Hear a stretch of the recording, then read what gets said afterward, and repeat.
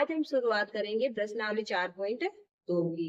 प्रश्नावली 4.2 में हम क्या पढ़ने वाले हैं? वक्र और बहुभुज। तो मैं हर बार की तरह सबसे पहले आप लोगों को क्या बताऊंगी कि वक्र क्या होता है और बहुभुज क्या होता है, क्योंकि जब हम क्वेश्चन करेंगे तो ये पूछे जाएंगे अपन को वक्र से रिलेटेड क्वेश्चन और बहुभुज से रिलेटेड क्वेश्चन। जब हमें पता ही नहीं होगा वक्र क्या होता है, बहुभुज क्या होता है, क्वेश्चन कैसे करेंगे?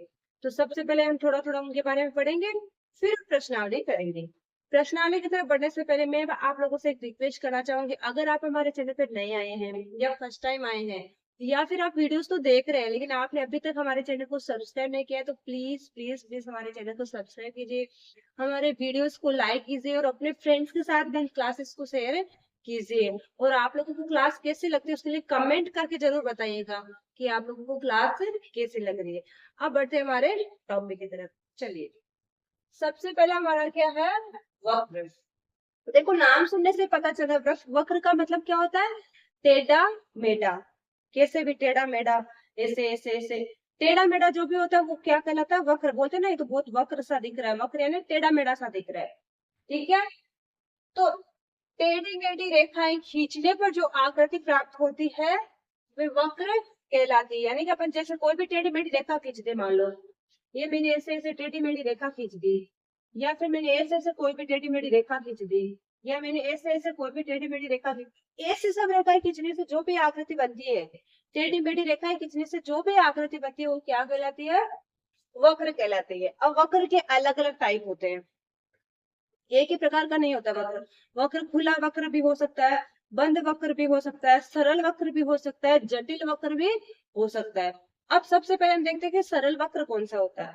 सरल वक्र कौन सा होता है? यदि कोई वक्र स्वयं यानी वह खुद को ना काटे तो वो सरल वक्र कहलाता है। मानो आपने कोई आकृति बनाई है, तो वो आकृति इस प्रकार की है कि वो बना है, जब वो शेप ना वो खुद को ही आपस में काट रहा है, खुद से खुद को ही काट रहा है, तो वो अगर काट रहा है तो वो सरल वक्र नहीं है। यदि कोई वक्र स्वयं को ना काटे तो सरल वक्र होगा, और अगर काट रहा है तो सरल वक्र नहीं होगा। जैसे मैंने आपको यहाँ पे देखो एग्जांपल लेके बताया, अगर कोई आकृति स्वयं को ना काटे, जैसे यहाँ पे ये आकृति बनाई, इसमें देखो यहाँ से शुरू से अंत तक आपस में कहीं से भी काट रही है क्या? नहीं काटे ना। कोई दूसरी भी आकृति ले सकते हो आप, ऐसे ऐसे या ऐसे ऐसे, कुछ भी आपस में काट रहा है क्या? जब भी कोई आकृति खुद को नहीं काटे, जब कोई वक्र होता है ना, वो आपस मतलब खुद को नहीं काट रहा है, खुद को नहीं काट रहा है, इसका मतलब कौन सा वक्र है? सरल वक्र है। एक एग्जाम्पल ये ऐसे भी हो सकता है, मान लो ऐसे इसमें भी आपस में कुछ भी काट रहा है क्या? नहीं काट, तो वो कौन सा वक्र कहलाएगा? सरल वक्र। अब नेक्स्ट है जटिल वक्र, यानी कि जो कठिन वक्र होता है। सरल के बाद में इसका ऑपोजिट क्या हो जाएगा? जो जटिल है, जो कठिन है, तो जो खुद को ही काट रहा है वो क्या कहलाता है? जटिल वक्र। तो जैसे मान लो अपन ये आकृति बनाई है ये वाली, इसमें देखो यहाँ से यहाँ तक फिर ये आपस में खुद को ही काट रहा है, इस आकृति में काटा हुआ दिख रहा है ना, तो इस प्रकार का वक्र सरल वक्र नहीं कहलाता है। या फिर सेकंड वाली ले लो, इसमें देखो यहाँ से स्टार्ट हुआ, यहाँ से खुद को काटते हुए इधर आके समाप्त हुआ, तो इस प्रकार की आकृतियां क्या होगी? सरल वक्र में नहीं आएगी। अब बढ़ते हैं हमारे नेक्स्ट पॉइंट की तरफ, जो कि क्या? खुला व बंद वक्र। हमारा क्या वक्र का डेफिनेशन हो गया? कोई भी टेढ़ी मेढ़ी आकृति जो भी होती है वो किसमें आती है? वक्र में। सरल और जटिल वक्र हो ही गया, अब आता है खुला और बंद वक्र।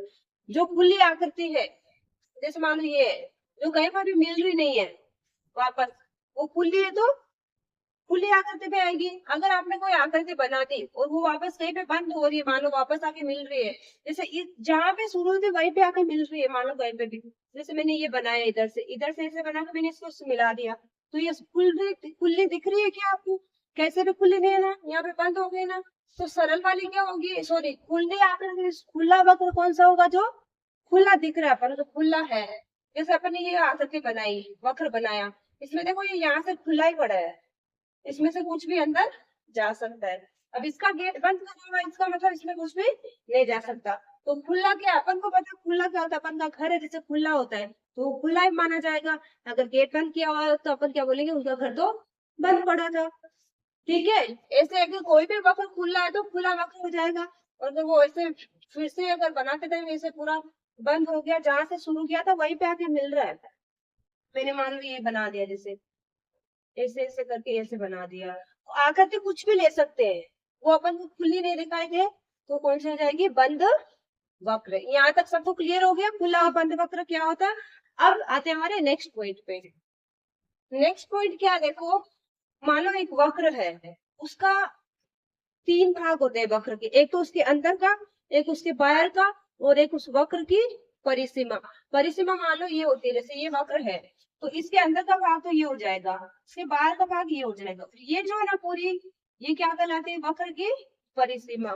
तो देखो डेफिनेशन क्या है, वक्र के अभ्यंतर, अभ्यंतर यानी अंदर, और उसकी परिसीमा को मिलाकर उस वक्र का क्षेत्र कहा जाता है। वक्र का क्षेत्र कौन सा होता है, वक्र का ये जो अंदर का भाग है ना ये, और इस वक्र की जो परिसीमा है, तो आपको पता होना चाहिए वक्र की परिसीमा कौन सी होती है, वक्र का अभ्यंतर भाग कौन सा होता है, वक्र का बहिर्भाग कौन सा होता है। देखो अभ्यंतर और बहिर्भाग थोड़े ये ना वर्ड्स, ये थोड़े आप ध्यान से देख लो। अभ्यंतर का मतलब अंदर का, बहिर्भाग यानी बाहर का, ठीक है।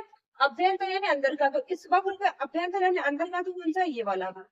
इस वक्र के बाहर कौन सा, ये जो बाहर है ना ये वाला। इसकी परिसीमा कौन सी है, तो ये जो बाउंड्री होती है ना, ये वाली पूरी बाउंड्री, ये इसकी क्या कहलाती है, परिसीमा। इस वक्र की परिसीमा कौन सी है, ये वाली। मैंने इसको देखो डॉट्स लगा के, पॉइंट लगा के भी शो किया। ये अंदर वाला तो क्या है, ए क्या है, अभ्यंतर, सी क्या है, बहिर्भाग, और बी है ना जो ये, इस पे मैंने डॉट्स लगाए, कहीं से भी ले लो, ये कहीं से भी ले सकते हैं। ये सब क्या है इसकी, ये पूरी क्या है इसकी परिसीमा, इस वक्र की परिसीमा बी पूरी। तो अब देखो इस वक्र का क्षेत्र क्या कहलाता है, जो इस वक्र की परिसीमा है ना ये, और इसके अंदर का भाग, इन दोनों को मिलाने से क्या बनता है, इस वक्र का क्षेत्र। अब यहाँ पे हमारा जो वक्र का है ना टॉपिक, वो यहाँ पे कंप्लीट होता है। अब हम बढ़ते हैं नेक्स्ट पॉइंट की तरफ। हमारा नेक्स्ट पॉइंट क्या है, बहुभुज। तो हमारे नेक्स्ट पॉइंट क्या है, बहुभुज। अब बहुभुज किसे कहते हैं, देखिए बहुभुज क्या होता है, एक सरल बंद आकृति होती है जो केवल किससे बनी होती है, रेखा खंडों से। सरल भी होने चाहिए, बंद भी होने चाहिए, और रेखा खंडों से बनी हुई होनी चाहिए, तो क्या कहलाएगी, बहुभुज। जैसे मान लो त्रिभुज है, त्रिभुज में 3 भुजाएं होती है, सब रेखा खंडों से बनी है, इसका मतलब क्या है, बहुभुज। चतुर्भुज है, चतुर्भुज में 4 भुजाएं हैं, रेखाओं से बनी है, बंद आकृति है, तो वो भी क्या होगा, बहुभुज। पंचभुज, षटभुज, ऐसे आगे बढ़ते जाते हैं। तो ये सब क्या इस प्रकार जो केवल रेखाओं से बनी है और बंद आकृति है, आयत है, वर्ग है, ये सब भी क्या है, बहुभुज है, क्योंकि ये भी किससे बने हैं, रेखाओं से बनी है और बंद आकृति है।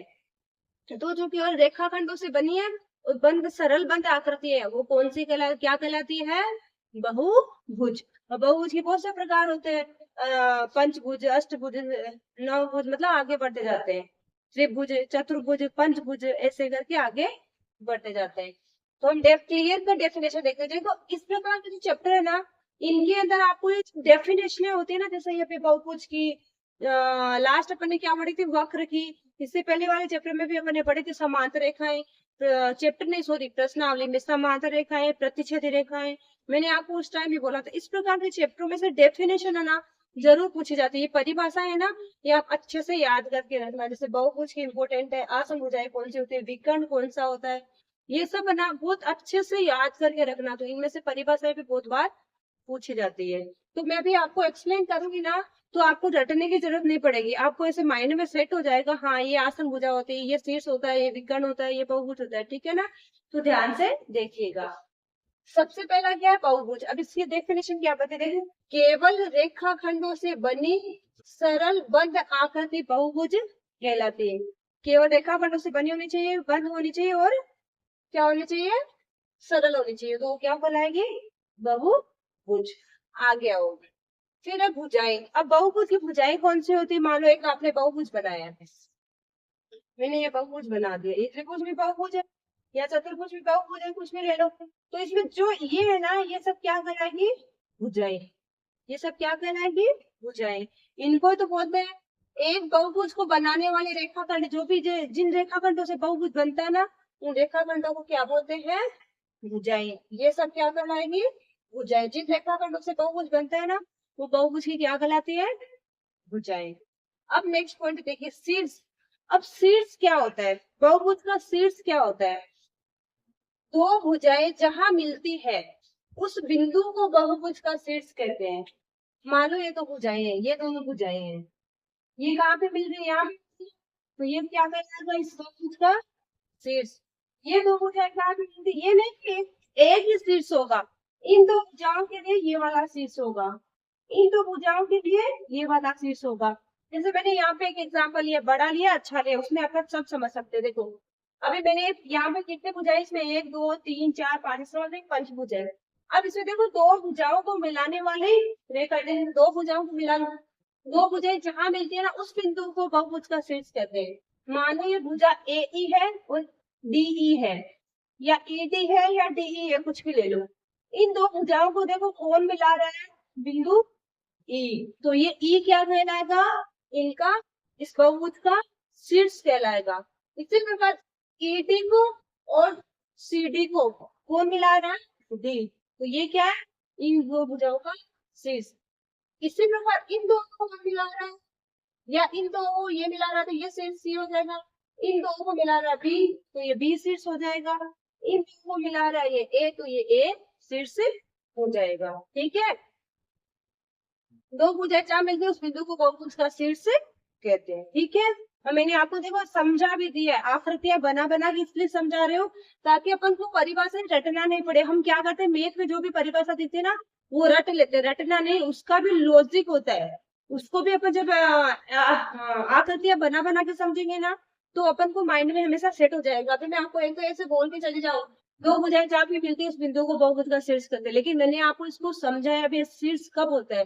ये दो भुजाएं ना, ये वाली भुजा ये वाली भुजा कहाँ पे मिल रही है, यहाँ पे मिल रही है तो ये इसका शीर्ष होगा। ये भुजा कहाँ पे मिल रही है, यहाँ पे मिल रही है तो ये इसका शीर्ष होगा। ठीक है, हमारे नेक्स्ट पॉइंट जो कि क्या है, आसन शीर्ष।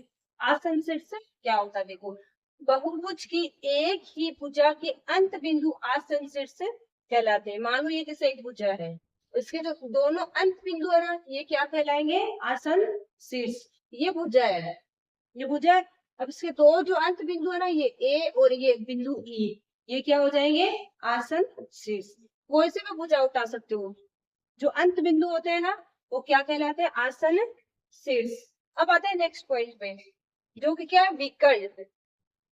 विकर्ण क्या होता है, देखो जो ऐसे शीर्ष जो आसन नहीं है। अभी तो अपन ने क्या पढ़ा था, आसन शीर्ष तो क्या होता है, जो क्या एक अंत बिंदु होता है वो आसन शीर्ष होता है, एक ही भुजा का अंत बिंदु हो तो आसन शीर्ष होता है। लेकिन जो आसन नहीं है, ऐसे शीर्ष जो आसन नहीं है को मिलाने वाले रेखाखंड को क्या कहते हैं, विकर्ण।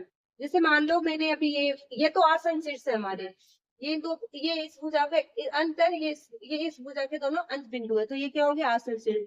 लेकिन देखो ये भुजाएं हैं, इनको इसको इससे मिला दे, मान लो इसको इससे मिला दे, इसको इससे, इसको रोटेट आ रहा है, देखो आप बनाओगे तो आप अच्छे से आएगा बेस। ये इसको इससे मिला दे, इसको इससे मिला दे, ई को सी से। तो इस प्रकार की जब अपन रेखाखंड खींचते हैं ना तो ये वाले रेखाखंड क्या कहलाते हैं, विकर्ण। तो क्या डेफिनेशन क्या है, ऐसे शीर्ष जो आसन नहीं है को मिलाने से बना रेखाखंड बहुभुज का विकर्ण कहलाता है। जो आसन शीर्ष नहीं है उनको छोड़ के जो भी शीर्ष होते हैं ना, जो रेखाखंड क्या करते हैं, भुजाओं को मिलाते हैं, वो क्या कहलाते हैं, आसन विकर्ण कहलाते हैं। विकर्ण अच्छा है, डेफिनेशन अच्छा है, याद रखना विकर्ण का। जो ऐसे शीर्ष जो आसन नहीं है को मिलाने से बना रेखाखंड बहुभुज का विकर्ण कहलाता है। जो आसन नहीं है इनको मिलाने से बने रेखाखंड, ये जो रेखाखंड होते हैं ना ये इस प्रकार, ये सब ये आसन नहीं है, इनको आसन शीर्ष है नहीं, इनको जो मिला रहे हैं ये सब क्या कहलाते हैं, विकर्ण कहलाते हैं। अब लास्ट हमारा क्या है, आसन भुजाएं। अब आसन भुजाएं कौन सी होती है, किसी भी दो बिंदुओं जिनमें एक उभयनिष्ठ अंत बिंदु हो बहुभुज की आसन भुजाएं कहलाती है। मान लो ये भुजा है, ये यहाँ पे समाप्त हो रही है, इसके आगे जैसे दूसरी भुजा शुरू हो रही है तो इसका इन दोनों का इसका अंत बिंदु है ना ये तो ये क्या कहलाते हैं, इस प्रकार की भुजाएं आसन भुजा, जिनमें क्या होता है, एक उभयनिष्ठ अंत बिंदु होता है। उभयनिष्ठ यानी जो दोनों में आ रहा है। अब ये भुजा है ना, इसके अंदर ये ए भी आ रहा है, इस भुजा के अंदर भी ए आ रहा है, तो उभयनिष्ठ है, दोनों का है, दोनों का अंत बिंदु है। ये क्या बोल रहा है, देखो किसी भी दो भुजाएं जिनमें एक उभयनिष्ठ अंत बिंदु हो बहुभुज की आसन भुजाएं कहलाती है। जिनके अंदर एक उभयनिष्ठ बिंदु होता है ना वो क्या कहलाती है, आसन भुजाएं।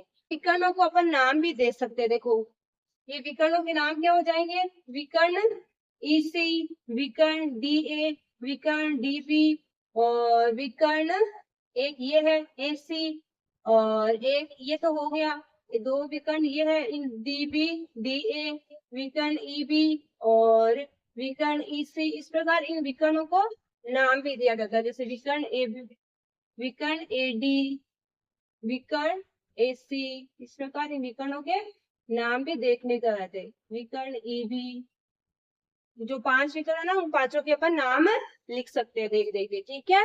अब हम करेंगे हमारे क्वेश्चन। क्वेश्चन करने में सबको बड़ा ही मजा आने वाला है, क्यों? क्योंकि हमने ऑलरेडी इनके बारे में पढ़ लिया है। ये मैं नहीं करवाऊंगी तो भी आप देख देख तुरंत फटाफट आकृतियां वक्र की, बहुभुज की बना सकते हो, ठीक है। तो पहला क्वेश्चन देखिए हमारे क्या बोल रहे हैं। नीचे दी हुई वक्रों की खुली या बंद खुली या बंद वक्रों में वर्गीकृत कीजिए, यानी कौन सा तो खुला वक्र है और कौन सा बंद वक्र है, उनके अंदर हमें अलग अलग बांटना है। तो सबसे पहले वाला देख, खुला है कि बंद है। अब सबको देख रहा है जेड यहाँ से शुरू हुआ था, इसके पास आके मिल रहा है, कहीं पे भी बंद हुआ नहीं। तो ए वाला क्या है? खुला वक्र। या तो देखो आप लास्ट में खुला और बंद ऐसे दो नाम लिखे, जो खुले में आ रहा है उसका ए बी सी, जो भी खुले में लिख दो, बंद में आ रहा है वो बंद में लिख दो, पांचों में से। लेकिन मैं अलग अलग ही लिख रही हूँ, कौन सा खुला है कौन सा बंद है, आप जैसे चाहो वैसे कर सकते हो, ओके। सेकंड वाला देखिए, सेकंड वाले में देखो ये आकृति किधर से भी शुरू, मानो मानो यहाँ से शुरू है, यहाँ से, लेकिन ये किधर से भी खुली दिख रही है क्या? कहीं से भी नहीं दिख रही ना, कैसे भी खुली, इसका मतलब क्या है? बंद वक्र, ठीक है। थर्ड वाला देखिए, अब थर्ड वाले सबको दिख रहा है कि ये खुला पड़ा, इधर से जाने का इसके अंदर रास्ता है, अपन इसके अंदर जा सकते हैं। तो ये क्या हो गया? खुला वक्र। मजा आ रहा है ना क्वेश्चनों को करने में, है ना। चलिए अब डी वाला देखिए, डी और ये दोनों क्या बंद है, दिख रहा है बंद है। त्रिभुज ये चतुर्भुज दोनों बंद है, तो ये क्या हो जाएगा? बंद वक्र। ये भी बंद वक्र। कहने का मतलब क्या? जो खुला दिख रहा है वो खुला वक्र, जो बंद दिख रहा है वो बंद वक्र, ठीक है। अब सेकंड वाला देखिए, निम्न को स्पष्ट करने के लिए रफ आकृतियां बनाइए। अब हमें क्या करना है? खुला वक्र और बंद वक्र की मनचाही आकृति बनानी, लेकिन खुला वाला खुला ही होना चाहिए और बंद वाला बंद ही होना चाहिए। आकृति आप कोई से भी बना सकते हो, लेकिन एक को रखना है खुला और एक को रखना है बंद। बनाए? चलिए मेरे को जो माइंड में आ रहा है वो मैं बनाती हूँ, आप दूसरा भी बना सकते हो, ठीक है। अब खुला वाला देखो अपन कैसे बना लेते, मान लो ऐसे बना लिया, ये आकृति हो गई। वक्र से बने कोई भी आकृति आप इसको इधर भी ला सकते हो, लेकिन इसको मिलाना नहीं, तो एक खुला हो गया, खुला वक्र। अब बंद देखो, बंद में क्या है? मान लो ऐसे है, फिर ऐसे आ गया, इसको ऐसे भी कर सकते हो, ठीक है ना। कैसे भी बना सकते हो, मर्जी अपन की होनी चाहिए। जो क्या अब मैथ में ऐसा नहीं होता कि केवल वो, हाँ, कोई आकृति मान लो कि वो टेढ़ी मेढ़ी सीधी भी हो सकती है, लेकिन वो वक्र होनी चाहिए। वक्र हो गया, खुला का ये हो गया एग्जाम्पल, बंद का ये हो गया। आप चाहो तो मर्जी से दूसरे भी बना सकते हो, ठीक है। नंबर थर्ड फोर्थ फिफ्थ देखिए, थर्ड में हमें क्या करना है? कोई भी बहुभुज खींचना और उसके अभ्यंतर को छायांकित करना है, यानी कि कोई भी बहुभुज बनाना है और अभ्यंतर यानी अंदर के भागों में सेट करना है, छायांकित यानी उसको ऐसे करना है। मान लो देखो मैं ऐसे, कोई सा भी बहुभुज भी हो सकता है, पंचभुज भी हो सकता है, चतुर्भुज भी हो सकता है, कोई सा भी हो सकता है। ये मैंने एक बहुभुज बना दिया, ठीक है। अब उसके अभ्यंतर को छायांकित करना, यानी इस भाग को आपको क्या करना है? छायांकित करना है, ऐसे ऐसे ऐसे, ये छायांकित हो गया, ठीक है। ये अभ्यंतर हो गया, ये तो इसका आंसर हो गया। अब फोर्थ वाला देखिए, संलग्न आकृति को देखकर निम्न प्रश्नों के उत्तर दीजिए। हमें इस आकृति को देखना है और ये दो ए बी के आंसर देने हैं। क्या यह एक वक्र है? तो वक्र है, टेढ़ी मेढ़ी आकृति, इसका मतलब ये वक्र है। तो हाँ, इसका आंसर पहले का क्या हो जाएगा? हाँ। दूसरा देखिए, क्या यह बंद है? तो ये बंद भी है, किधर से भी खुला दिख रहा है क्या? नहीं है ना, तो सेकंड वाले का भी क्या हो जाएगा? हाँ, ठीक है। कितना इजी इजी, मजा आ रहा है ये तो करने में, आ रहा है ना मजा, क्योंकि अपन ने ऑलरेडी इसका परिचय पार्ट कंप्लीट कर लिया है। रफ आकृतियां बनाकर यदि संभव हो तो निम्न को स्पष्ट कीजिए। देखो पहला क्या, एक बंद वक्र जो बहुभुज नहीं है, यानी जो एक वक्र तो है, जो वक्र बहुभुज नहीं है। देखिए अब ये बहुभुज क्यों नहीं है? बहुभुज में देखो क्या होता है, केवल रेखाखंडों से ही बना होता है बहुभुज, लेकिन इसमें ये सब तो रेखाखंड है, लेकिन ये रेखाखंड नहीं है ना, इसलिए क्या है? वक्र है और ये बंद में है सब तरह से, इसलिए ये क्या हो गया, बंद वक्र है। ठीक है। सेकंड देखो, केवल रेखाखंड से बनी पुल्ली वक्र। अब केवल रेखाखंड से बना खुला वक्र बोले तो हम जेड भी बना सकते हैं, डब्ल्यू भी बना सकते हैं। तो डब्ल्यू की आकृति जो होती है ना, रेखाखंडों से बना है और खुला है, इसलिए डब्ल्यू भी बना सकते हैं। फिर क्या है, दो भुजाओं वाला एक बहुभुज। तो हमेशा और हमेशा याद रखना, दो भुजाओं वाला एक बहुभुज कभी भी संभव नहीं है। तो इसका आंसर क्या होगा, संभव नहीं है। क्योंकि जब भी बहुभुज बनाते हैं तो हमेशा कितनी भुजाएं होनी चाहिए, तीन भुजाएं।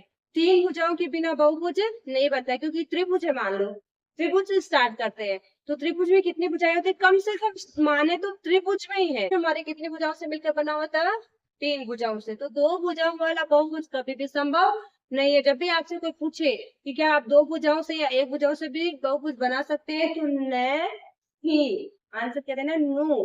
तीन कम से कम बहुभुज बनाने, कम से कम तीन चाहे तो होनी चाहिए, तो ये बहुभुज बना सकते हैं। ठीक है। यहाँ पे हमारी ये प्रश्नावली 4.2 समाप्त होती है। अब हम मिलते हैं नेक्स्ट क्लास में, तब तक के लिए बाय।